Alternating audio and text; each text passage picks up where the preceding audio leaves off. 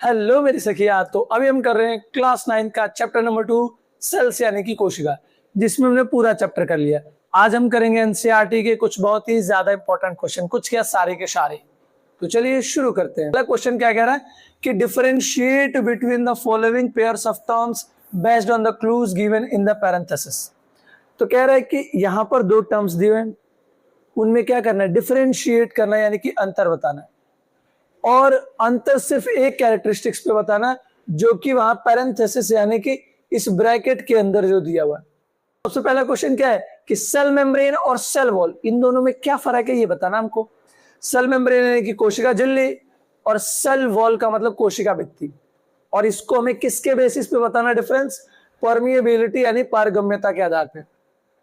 अब ये दोनों क्या होता है, तो आपको अगर चित्र याद होगा तो हमने क्या बनाया था, ऐसे एक सेल बनाया था प्लांट सेल, और उस प्लांट सेल के चारों तरफ क्या होता है, सेल वॉल यानी कि कोशिका भित्ति होती है।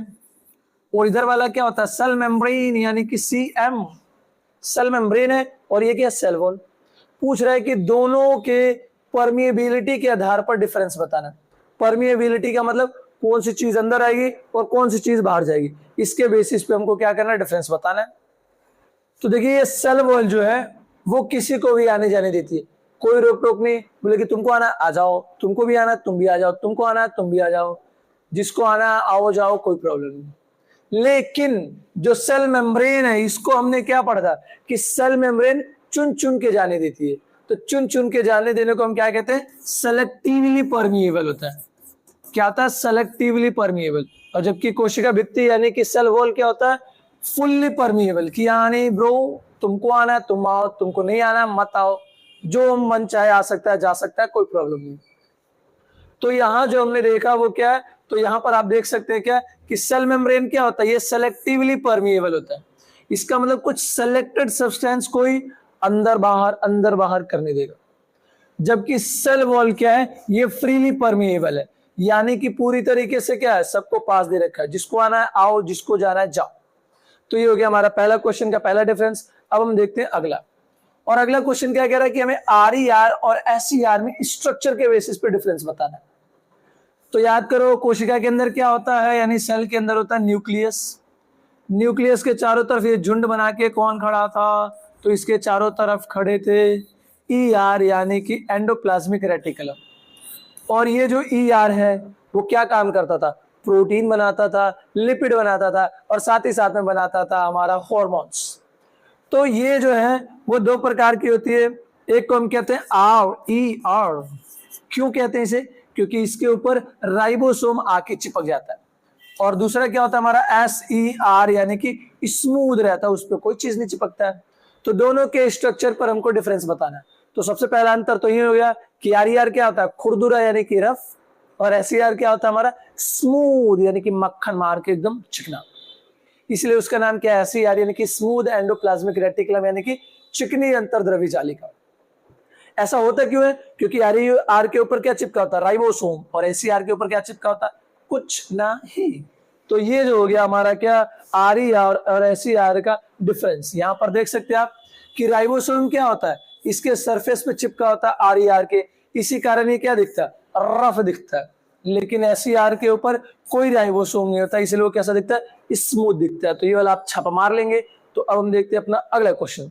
अगला क्वेश्चन नंबर 3 कि हमें क्लोरोप्लास्ट और क्रोमोप्लास्ट के पिगमेंट में अंतर बताना। क्लोरोप्लास्ट क्या होता है, तो याद कीजिए प्लांट सेल के अंदर एक ऐसे हरे रंग की कंपनी थी जिसमें बहुत सारा सिक्का था। तो ये जो क्लोरोप्लास्ट होता है उसको हिंदी में क्या कहते हैं, हरित लवक। तो ये कौन सा कलर देता है पौधों में, ग्रीन ग्रीन हरा हरा। जबकि जो दूसरा है वो क्या हमारा क्रोमोप्लास्ट। तो क्रोमो वर्ड का मतलब याद रखो, क्रोमो का मतलब क्या होता है, कलरफुल, यानी कि वर्ण लवक का मतलब क्या, जो पौधों के अंदर कलर भरता है। तो मान लीजिए आपने किसी को प्रपोज किया, तो वो जो रोज है, रोज किस कलर का है, रेड कलर का है। तो वो रेड कलर क्यों आया, क्योंकि उसके अंदर क्रोमोप्लास्ट था। या फिर आपने पेड़ पौधे देखे होंगे, बहुत सारे पत्तियां ऐसी होती है जो गुलाबी कलर की होती है, या फिर ब्लू कलर की होती है, पर्पल कलर की होती है। तो वो क्यों हो रही है, क्योंकि वहां पर क्रोमोप्लास्ट है। तो इनके पिगमेंट में अंतर आपको समझ में आ गया क्या, कि ये जो क्लोरोप्लास्ट होता है वो ग्रीन पिगमेंट होता है, और जबकि क्रोमोप्लास्ट के अंदर येलो, ऑरेंज और रेड पिगमेंट होता है। बाकी सारी चीजें तो आपको पता ही है कि ये क्या काम करता है, फोटोसिंथेसिस में काम करता है, और ये वाला फ्लावर्स और फ्रूट्स को कलर देता है। तो ये सारी चीजें आपको नहीं लिखना है, बस एक आपको ये वाली चीज ज्यादा जरूरी है, यही चीज आपको लिखना है और याद रखना इस क्वेश्चन के अनुसार, क्योंकि क्वेश्चन में जितना पूछता है उतना ही बताना है, ज्यादा पैसा और पेन नहीं खर्च करना है और ना दिमाग। ठीक है, तो हम देखते हैं अपना अगला। तो देखिए यहाँ पर अगला क्वेश्चन क्या है कि two similar animal cells are placed in two different solution, यानी कि हमने दो जिंदा एनिमल सेल्स लिया, यानी कि जंतु कोशिका, और उसको दो अलग अलग सॉल्यूशन में हमने क्या कर दिया, डाल दिया। तो एक एनिमल सेल हमने इसमें डाला और एक एनिमल सेल हमने इसमें डाला। अब क्या कह रहा है कि सेल एक्स को हमने किस में रखा, प्योर वाटर में। तो मान लेते हैं इसका नाम क्या है, सेल एक्स, और इसके अंदर क्या है, सिर्फ पानी पानी पानी पानी पानी पानी पानी पानी। और दूसरा सेल वाई क्या है, उसको कंसंट्रेटेड सॉल्ट सॉल्यूशन में डाला गया, यानी उधर सिर्फ पानी नहीं है, उधर क्या है, नमक भी है। तो इधर पानी पानी हो गया, और ये हमने क्या कर दिया, नमक नमक नमक नमक नमक नमक नमक नमक नमक डाल दिया। तो ये जो हमने देखा वो क्या है कि इसमें हमने एक्स को डाला है और इसके अंदर हमने किसको डाला, वाई को डाला, वाई। तो cells are observed after some time, यानी कुछ समय के बाद क्या कोशिकाओं को देखा गया कि क्या हो रहा है। तो उन्होंने देखा कि कोशिका एक्स ने अपना मुंह फुला लिया है, यानी पहले वो ऐसे थी अब ऐसी हो गई, फूल गई है। और जो दूसरी वाली कोशिका है वो सिकुड़ गई है, यानी वाई क्या हो गई, पिचुक गई है, पिचुक गई। तो इसके पीछे क्या रीजन है, यही पूछा है। तो यहाँ पर क्या है, 1 2 3 4 चार ऑप्शन लिया, चारों ऑप्शन में बताना है कौन सा सही है। तो सबसे पहले आपको पता होना चाहिए कि यहाँ क्या हो रहा है। तो देखिए पहले ये छोटा था, अब बड़ा हो गया। क्यों बड़ा हुआ, क्योंकि इसके अंदर पानी घुस गया।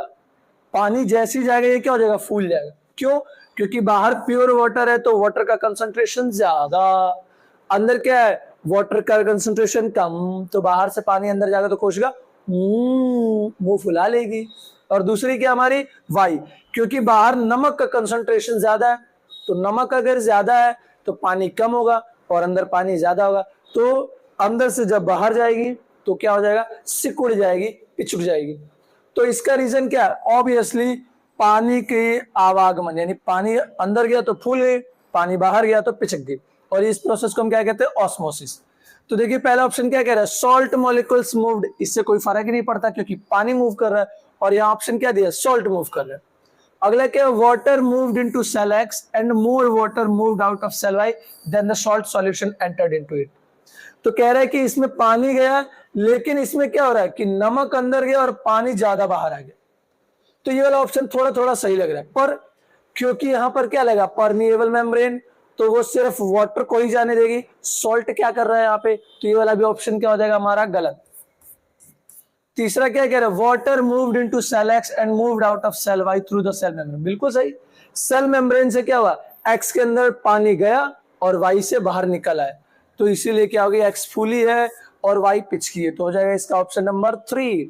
और यही क्वेश्चन यहाँ पर हिंदी में दिया हुआ है जो कि आपको दिख ही रहा है, क्या हो जाएगा ऑप्शन नंबर 3। क्योंकि शुद्ध जल में जल की मात्रा क्या होती है, अधिक, तो परासरण के द्वारा क्या होगा, एक्स में जाएगा और वाई से बाहर आ जाएगा। इस वाले में यहाँ पर आंसर दिया हुआ है, आप ये देख सकते हैं कि इसमें कौन सा प्रोसेस हो रहा है, ऑस्मोसिस। तो एक्स क्या हो जाएगा, एक्स के अंदर पानी जाएगा तो फूल जाएगा और वाई से बाहर आएगा तो पिचक जाएगा। तो ये हो गया हमारा ये वाला क्वेश्चन, यानी क्वेश्चन नंबर 2। अब हम देखते हैं क्वेश्चन नंबर 3 को। तो क्वेश्चन नंबर 3 बहुत सिंपल है। ये क्या कह रहे हैं कि ये जो चित्र दिया है 2.20, इसमें सबसे पहले आपको नाम लिखना है, नामकरण करना है किसका, जो चित्र दिया हुआ है यहाँ पे। तो ध्यान से देखिए इस ए को, ये कैसा दिख रहा है, माइटोकॉन्ड्रिया की तरह दिख रहा है। तो ए जो हो जाएगा वो हो जाएगा हमारा माइटोकॉन्ड्रिया, और हिंदी में भी इसको माइटोकॉन्ड्रिया कहते हैं, तो कोई प्रॉब्लम है नहीं। दूसरा क्या है, न्यूक्लियस यानी कि केंद्रक।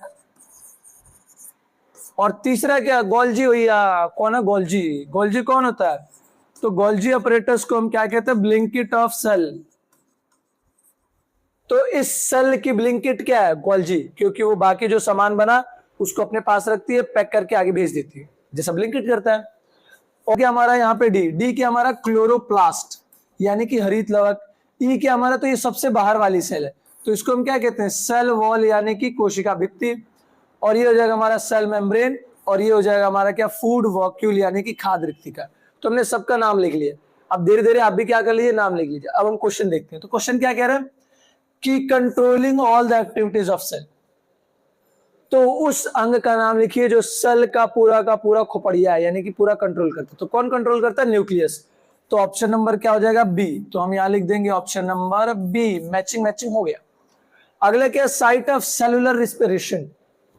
साइट ऑफ सेलुलर रेस्पिरेशन ये कहां पर होता है?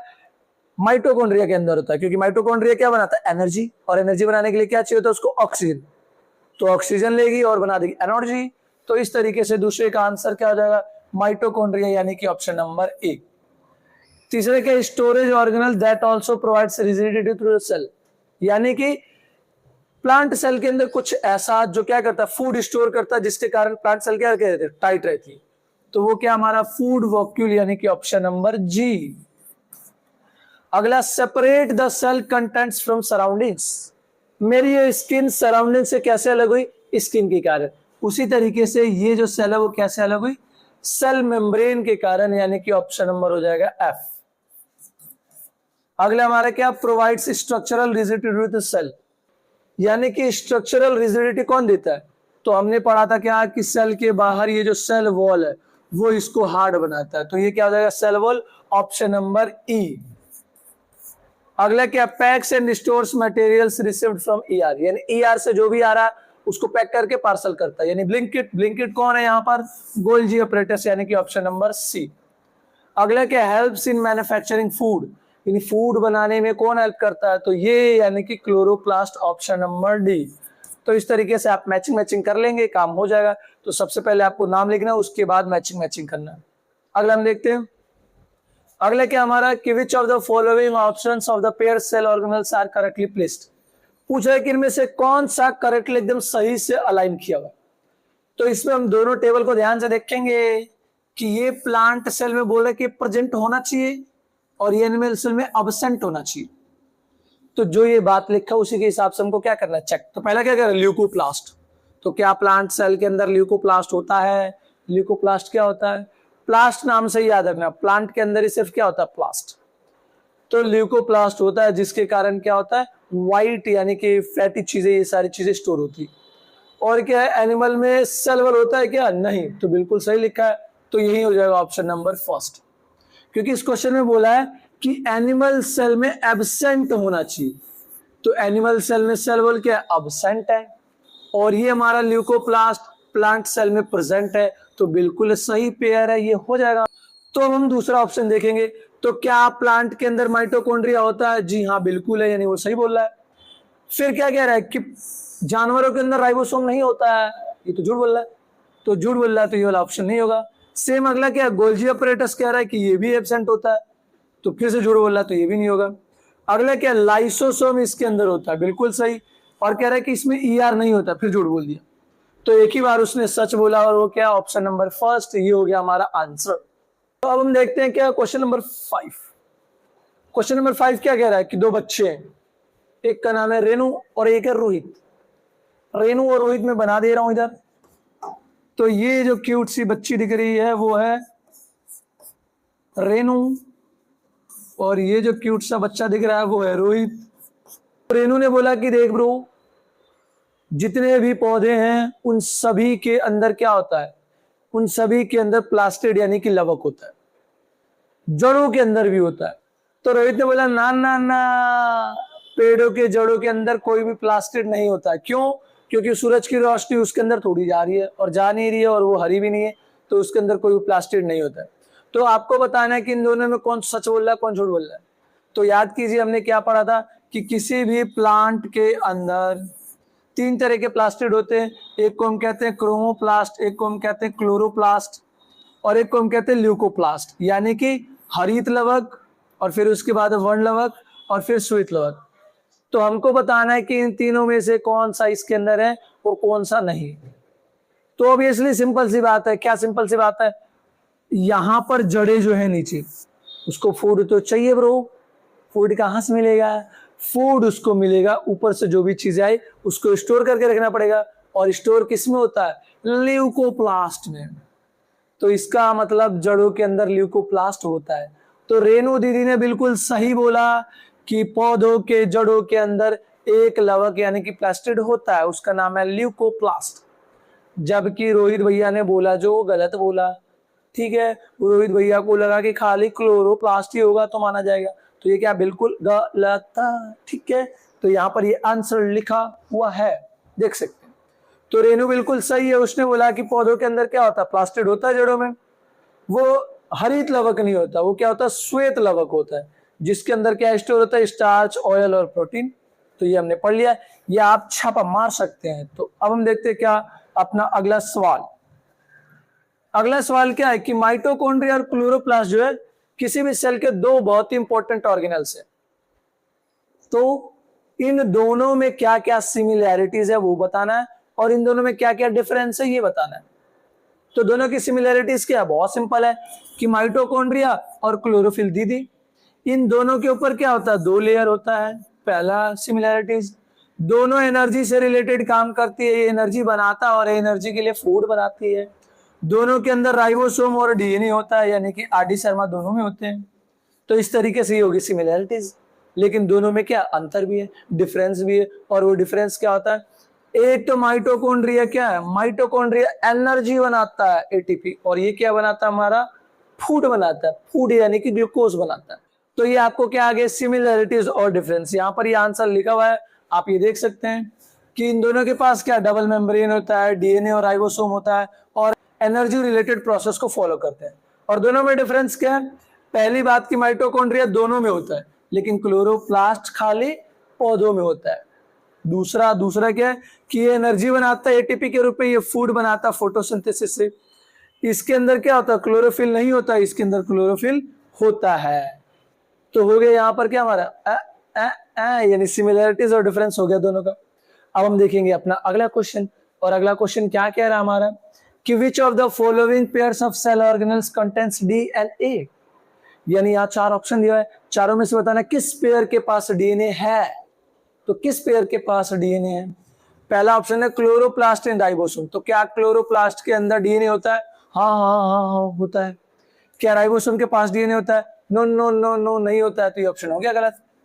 दूसरा माइटोकॉन्ड्रिया और न्यूक्लियस, क्या इन दोनों के पास डीएनए होता है, हाँ बिल्कुल होता है, तो हो जाएगा इसका आंसर ऑप्शन नंबर 2। यहां से एक चीज और याद रखना है कि सिर्फ 3 अंगों के पास क्या होता है, डीएनए और राइबोसोम। सबसे पहला क्या, न्यूक्लियस, दूसरा क्या माइटोकॉन्ड्रिया, और तीसरा क्लोरोफिल जो कि पौधों में पाया जाता है। तो ये तीनों आपको जिंदा याद रखना है। तो अब हम देखते हैं अपना अगला क्वेश्चन, क्वेश्चन नंबर 8। 8वां क्वेश्चन क्या कहता है कि एक रिसर्चर है, उसने 2 गाजर लिया सेम साइज का, पर उसको 2 अलग अलग चीजों में डाला, 2 अलग अलग बीकर्स में डाला। एक के अंदर क्या है, सिर्फ वाटर वाटर वाटर, और दूसरे के अंदर है water water water plus salt salt salt salt salt. तो ये बिल्कुल वैसा ही लग रहा है, कैसा लग रहा है जो हमने दूसरा क्वेश्चन किया था। इसमें भी हमने गाजर डाला, इसमें भी हमने गाजर डाला, तो ऑब्वियसली क्या होगा, क्योंकि इसमें पानी का लेवल बाहर बाहर ज्यादा है, तो अंदर ये जाएगा, तो ये क्या हो जाएगा, फूल जाएगा और ये टाइट हो जाएगा। जैसे कि आपने चना डाला होगा, चना हम भिगोते हैं तो क्या होता है, फूल जाता है, तो सेम ये भी फूल गया। लेकिन अगर हमने सॉल्ट वाले वाटर में डाला तो ये क्या हो जाएगा, सिकुड़ जाएगा, ऐसे हो जाएगा गाजर। तो हम देखते हैं क्वेश्चन क्या कह रहा है कि what hypothesis does she want to test through this experiment, यानी कि जो रिसर्चर है वो ये एक्सपेरिमेंट क्यों कर रही है, उसका लक्ष्य क्या है इसको करने का। तो देखिए बहुत सिंपल सी बात, उसको जानना है ऑस्मोसिस, क्या जानना है, ऑस्मोसिस, कि सच में ऑस्मोसिस से पानी अंदर या बाहर जाता है या नहीं जाता है। तो यहाँ पे ये आंसर लिखा हुआ है, देख सकते हैं क्या लिखा हुआ है कि she wants to test that water moves through the cell membranes by osmosis, यानी ऑस्मोसिस से पानी अंदर जा रहा है या बाहर आ रहा है कि नहीं, यही उसका एम था। अगला पार्ट है इसमें क्या, what would you suggest from the improvement of this experiment, यानी इस एक्सपेरिमेंट में उस लड़की को क्या सुझाव देंगे ताकि और बढ़िया हो जाए। सबसे पहली बात कि गाजर जो लेना है सेम साइज का लेना है, सेम वेट का लेना और उसका वेट मेजर कर लेना है। दूसरा क्या करना है, दूसरा हमको करना है कि सेम टाइम के लिए उसको पानी में रखना है, यानी कि गाजर को डुबा के निकाल लिए फिर खा ली, वाह क्या टेस्टी है, और दूसरे वाले को हमने छोड़ दिया, ऐसा नहीं करना, दोनों को क्या करना है, बराबर टाइम तक रखना है। तो ये 2 सलाह है। इसके अलावा 2 और सलाह क्या हो सकते हैं कि टेम्परेचर सेम रखना है, और जब भी हमारा एक्सपेरिमेंट हो जाए और एक्सपेरिमेंट से पहले दोनों समय में क्या करना है, उसका वेट मेजर करना है। तो ये क्या था हमारी तरफ से उसको सलाह, ताकि अगली बार एक्सपेरिमेंट मस्त। अगला देखते हैं हम।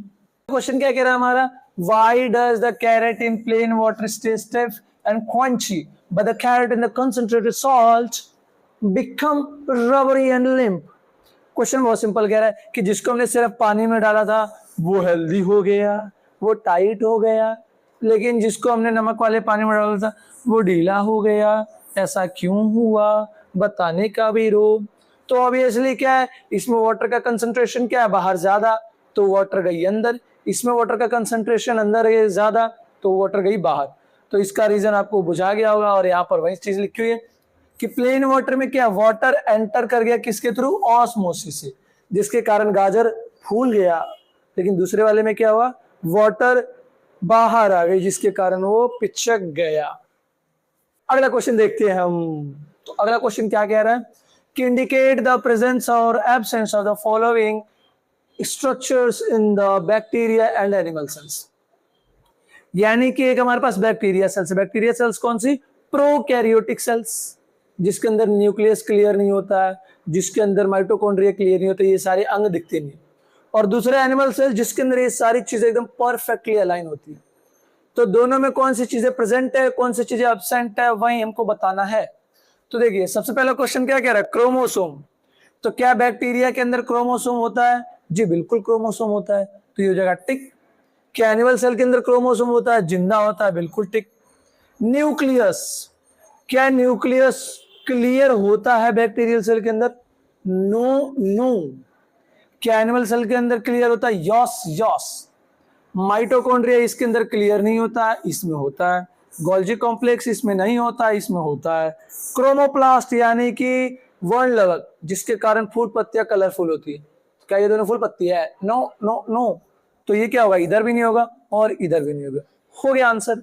तो अब हम देखते हैं अपना अगला। और अगला क्या कह रहा है हमारा कि carry out the following experiment. तो कह रहा है कि एक एक्सपेरिमेंट कीजिए। क्या कीजिए, 4 गो आलू लीजिए, गोल गोल गोल गोल गोल गोल एंड गोल गोल, और चारों में से एक आलू को क्या कर देना, बॉईल कर देना है, और बाकी तीनों को बीच से हलाल कर देना, और इसको बॉईल करने के बाद हलाल करना है। तो हलाल करेंगे तो ये क्या हो जाएगा, हाफ शेप में ऐसा हो जाएगा। अब उसमें क्या कर देना, गड्ढा कर देना बीच में। गड्ढा करने के बाद इनको 4 कप में रखना है, 4 अलग अलग कप में रखना है। एक कप का नाम मान लेते हम A B C D। अब कह रहे हैं चारों में पानी भर दीजिए। चलिए चलिए पानी भरिए। ये एक्सपेरिमेंट आप लोगों को खुद ही करना है, मैं बता रहा हूं कैसे करना है, ठीक है। अब पानी भरने के बाद क्या है, A वाले को कुछ नहीं करना, B वाले में क्या डालना हमको, शुगर, शुगर यानी कि चीनी। क्या चीनी डालना हमको, जी बिल्कुल चीनी डालना है। और C वाले में हमको क्या डालना है, नमक। और D वाले को फिर से वैसे ही छोड़ देना। अब सबके अंदर क्या कर देना, आपको आलू डाल देना कटा हुआ, और डी वाले के अंदर कौन सा, उबला हुआ आलू डालना। तो मैं उबला लिख दे रहा हूं, यानी कि बॉइल्ड। तो ये क्या हमारा एक्सपेरिमेंट है। अब कुछ घंटे के लिए छोड़ दीजिए। अब इसके बाद इस एक्सपेरिमेंट का आंसर देना है। तो पहला क्वेश्चन क्या कह रहा है कि explain why water gathers in the hollowed portion of cup B and C. यानी कि बी और सी वाले में पानी इकट्ठा हुआ, क्यों हुआ। तो याद कीजिए, बाहर वाले सॉल्यूशन में अगर कुछ भी चीज मिला हुआ है तो इसका मतलब क्या, वाटर का कंसंट्रेशन क्या हो गया ब्रो, कम कम कम कम। तो अगर वाटर का कंसंट्रेशन कम तो सेल के अंदर से क्या होगा, पानी बाहर आएगी। तो बाहर आएगी तो जो इसमें गड्ढा है उसमें क्या हो जाएगा, पानी भर जाएगा। तो इस तरीके से क्या हो गया, ये हमारा ऑप्शन हो गया। और इसमें आंसर ये लिखा हुआ है, आप छाप ही सकते हैं। क्या है कि शुगर और सॉल्ट क्या करता है, कंसंट्रेटेड सॉल्यूशन क्रिएट करता है, जिसके कारण वाटर जो है वो पोटैटो से बाहर आ जाती है, इसीलिए उसमें पानी पानी हो जाता है। Why is cup A necessary for this experiment? यानी कप एक क्यों जरूरी है जब हमने उसमें कुछ मिलाया नहीं, तो ताकि हम ये निष्कर्ष निकाल सके कि अगर हमने कुछ भी नहीं डाला तो दोनों में वाटर का लेवल क्या हो जाएगा, बराबर। और बराबर हो जाएगा तो इसका सीधा सा मतलब क्या है कि कोई भी वाटर का मूवमेंट नहीं होगा, और कोई वाटर का मूवमेंट नहीं होगा तो ना तो फूलेगी और ना तो पिचकेगी। तो इसका सीधा सा मतलब क्या है कि cup A acts as the control, it shows that without sugar in salt water does not collect in the होलो।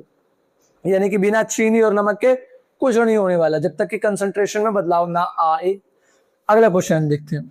तो अगला क्वेश्चन क्या कह रहा है, explain why water does not gather in the hollowed portion of cups A and D. पूछ रहा है कि ए और डी में पानी क्यों नहीं इकट्ठा हुआ। तो सबसे पहली बात कि बाहर वाला पानी और अंदर वाला पानी में दोनों वाटर का कंसंट्रेशन क्या बराबर, और बराबर है तो वाटर का वहां पे ऑस्मोसिस नहीं होगा। क्यों नहीं होगा, क्योंकि वाटर के ऑस्मोसिस होने के लिए वाटर का कंसंट्रेशन एक तरफ ज्यादा और दूसरी तरफ कम होना चाहिए। तो ज्यादा से कहा जाएगा वो कम की तरफ जाएगा। तो सेम प्रोसेस यहाँ पर फॉलो नहीं हो रहा है, इसलिए दोनों में पानी नहीं है। बुझा गया, और यहाँ पे आंसर लिखा हुआ है। तो अब हम देखते हैं अपना अगला क्वेश्चन, जो कि क्या हमारा question number 11, identify the pair that incorrectly matches the cell organelle with its function. तो इसमें हमें वो पेयर आइडेंटिफाई करना है जो गलत मिलाया हुआ। गलत मिलाया हुआ कहने का मतलब क्या है, पहले में क्या लिखा है कि राइबोसोम प्रोटीन बनाता है, बिल्कुल सही, राइबोसोम प्रोटीन ही तो बनाता है, और क्या बनाता है। अगला क्या है, एसईआर लिपिड और सेलुलोज बनाता है, सेलुलोज बनाता है। गड़बड़ कह रहा है, झूठ बोल रहा है। क्या कर रहा है वो, झूठ बोल रहा है, क्योंकि एसईआर किसका बच्चा, ये ईआर का, और ईआर तीन चीजें बनाता, प्रोटीन, फैट यानी कि लिपिड, और तीसरा बनाता था हार्मोन्स। सेलुलोज तो नहीं बनाया उसने, तो जब वो सेलुलोज नहीं बनाया तो एसईआर ने सेलुलोज कैसे बनाया, गड़बड़ किया, क्योंकि आरईआर बनाता प्रोटीन, बाकी हार्मोन और लिपिड कौन बनाता हमारा, एसईआर। तो ये वाला ऑप्शन गलत। और लाइसोसोम क्या बनाता है, डाइजेशन करता है फॉरेन एजेंट्स का, तो ये बिल्कुल सही। तो क्वेश्चन में बोला था कि वही फाइंड कीजिए जो गलत मैचिंग है। तो गलत मैचिंग किसका, ऑप्शन नंबर बी का, यानी कि सेकंड का। क्वेश्चन नंबर 12 क्या, what outcome do you expect if all the mitochondria are removed from eukaryotic cells. तो यूकैरियोटिक सेल्स देखा था हमने, अगर उसके अंदर से सारी माइटोकॉन्ड्रिया हमने निकाल के फेंक दिए तो क्या होगा। ऑब्वियसली जितना भी माइटोकॉन्ड्रिया वो क्या परफॉर्म करता है, एनर्जी बनाता है। जब तक वो एनर्जी बनाएगा नहीं, यूकैरियोटिक कोशिका क्या काम करेंगे नहीं, काम करेंगे नहीं तो क्या हो जाएगी, वो मरती जाएंगे। तो इस क्वेश्चन का आंसर क्या है, क्वेश्चन का आंसर ये है कि अगर हमने सारी माइटोकॉन्ड्रिया को हटा दिया तो सबसे पहली बात एनर्जी बनेगी नहीं, एनर्जी बनेगी नहीं तो सेलुलर एक्टिविटीज पे क्या लग जाएगा, ब्रेक लग जाएगा, और ब्रेक लग जाएगा तो सेल क्या हो जाएगी, खत्म हो जाएगी, उसकी कहानी खत्म हो जाएगी।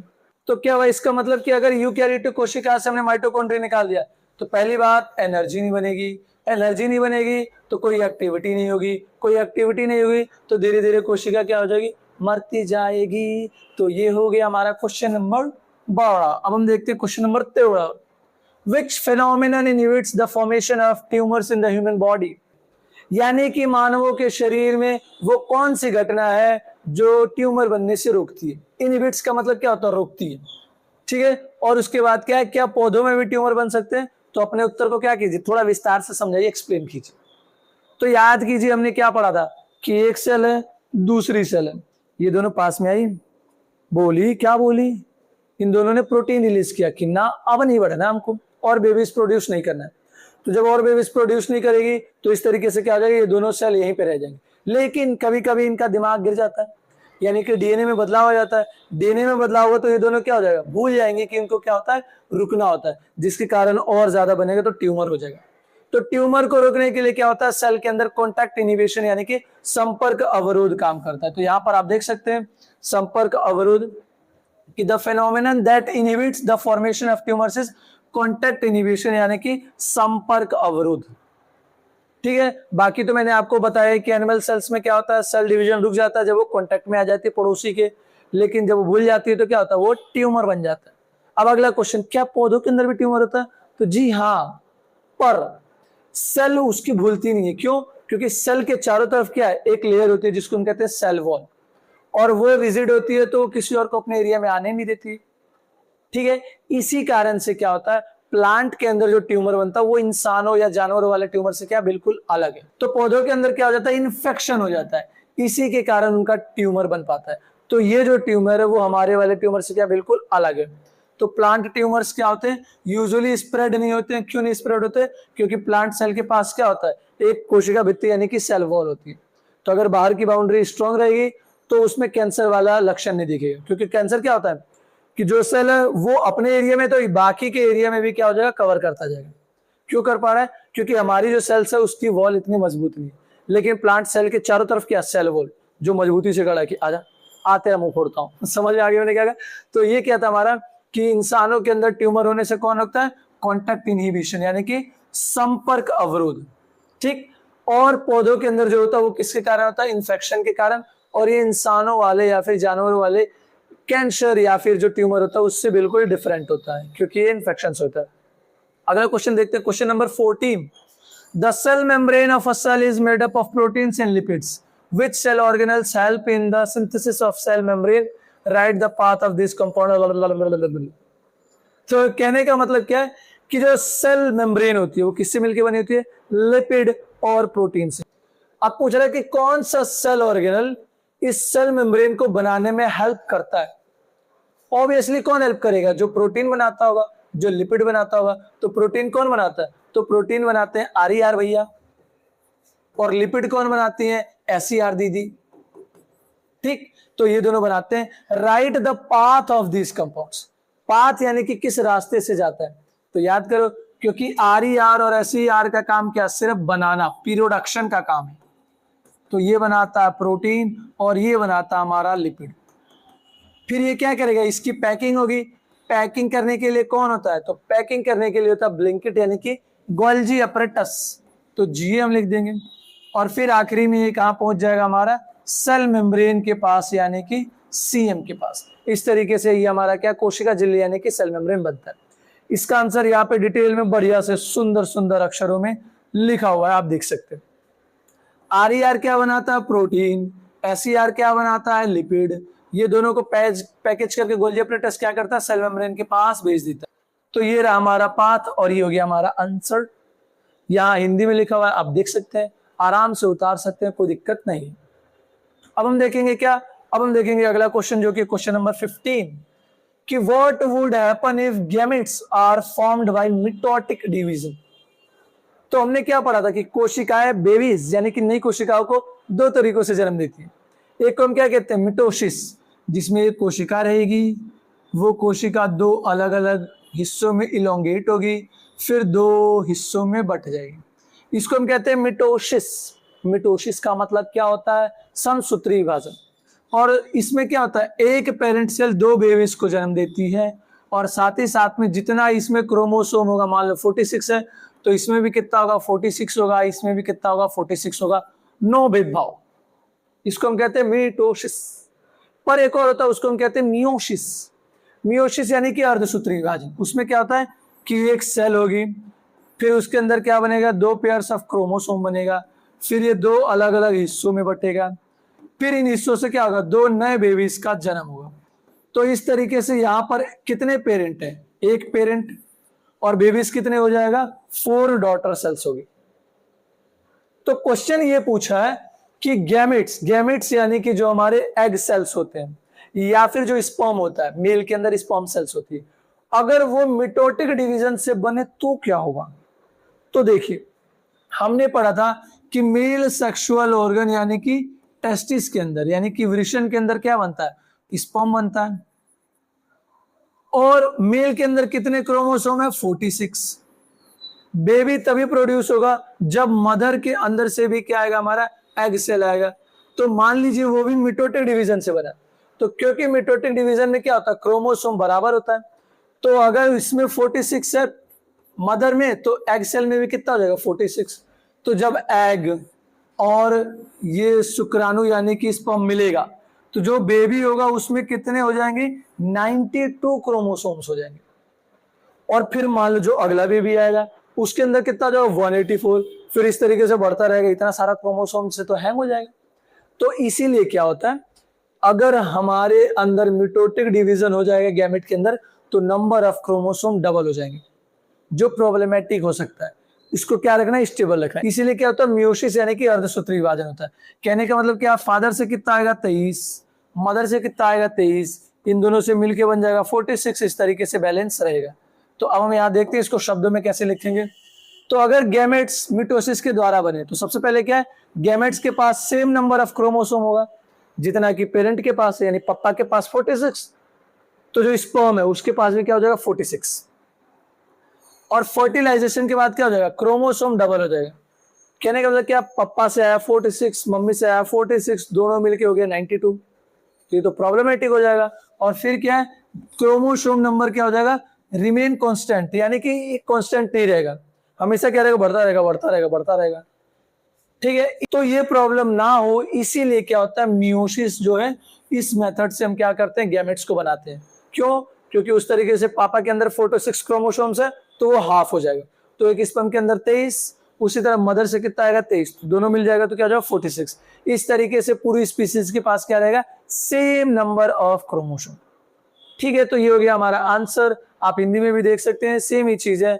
गुणसूत्र आधी नहीं होगी तो क्या हो जाएगा, ये दोगुना हो जाएगा, और दोगुना होने से क्या हो जाएगा, गुणसूत्रों की संख्या बढ़ती जाएगी। इसीलिए गुणसूत्रों का विभाजन यानी कि डिवीजन यानी कि आधे आधे हिस्से में बंटना बहुत ज्यादा जरूरी है। तो ये था हमारा क्वेश्चन नंबर 15। अब हम देखते हैं क्वेश्चन नंबर 16। तो ये इतने बड़े ऐसे क्वेश्चन को मैं छोटे में बताता हूँ। एक किसान है जिसका नाम है दीपा, उसने अपने खेत में आंवला और नींबू उगाया, लेकिन उसने 1/4 ही सिर्फ बेचा, बाकी नहीं बेचा, और उसको डर था कि ये ब्रो क्या हो जाएगा, खराब हो जाएगा।